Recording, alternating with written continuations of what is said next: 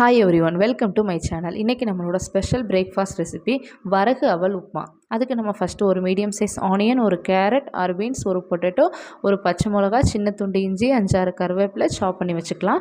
ஒரு கடாயில் 1 spoon oil ஊற்றி கடுகு போட்டு பொரிஞ்ச உடனேயே 1 ஸ்பூன் உளுந்தம்பருப்பு, கடலைப்பருப்பு ஆட் பண்ணி வதக்கிக்கோங்க. அடுப்பை சிம்மரில் வச்சுக்கோங்க. நெக்ஸ்ட்டு 1 பை 1 ஆட் பண்ணிக்கலாம். கறி லீவ்ஸ், அப்புறமா சில்லி, அப்புறமா இஞ்சி போட்டு வதக்கணும். நெக்ஸ்ட்டு ஆனியன் ஆட் பண்ணி பாதி வதங்கிட்டு இருக்கும்போது வெஜிடபிள்ஸ் எல்லாம் போட்டு 1 ஸ்பூன் சால்ட் போட்டு கிண்டி விடுங்க. 5 மினிட் க்ளோஸ் பண்ணி வச்சுருங்க. வெஜிடபிள்ஸ் எல்லாம் வேகட்டும். நம்ம இதோட பெனிஃபிட்ஸ் என்னென்னு பார்க்கலாமா?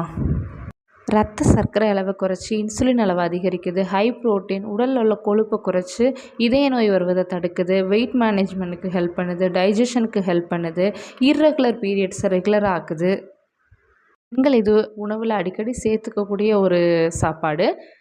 நெக்ஸ்ட்டு ஒரு கிளாஸ் தண்ணி பாயில் பண்ணி 1 கிளாஸ் வரகு அவலில் கொஞ்சம் கொஞ்சமாக தண்ணி ஊற்றி எல்லா சைடும் படுற மாதிரி விரகி விட்டுக்கோங்க. நிறையா ஊற்றிடக்கூடாது, குழஞ்சிரும்.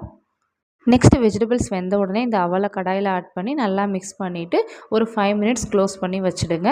சூப்பரான வரகு அவல் உப்புமா ரெடி. இதுக்கு கோகனட் சட்னி அல்டிமேட் காம்பினேஷன். நீங்களும் ட்ரை பண்ணுங்கள், சாப்பிடுங்க, என்ஜாய் பண்ணுங்கள். இந்த வீடியோ பிடிச்சிருந்தால் லைக் பண்ணுங்கள், ஷேர் பண்ணுங்கள், கமெண்ட் பண்ணுங்கள். மறக்காமல் சப்ஸ்கிரைப் பண்ணிடுங்க. தேங்க்ஸ் ஃபார் வாட்சிங்.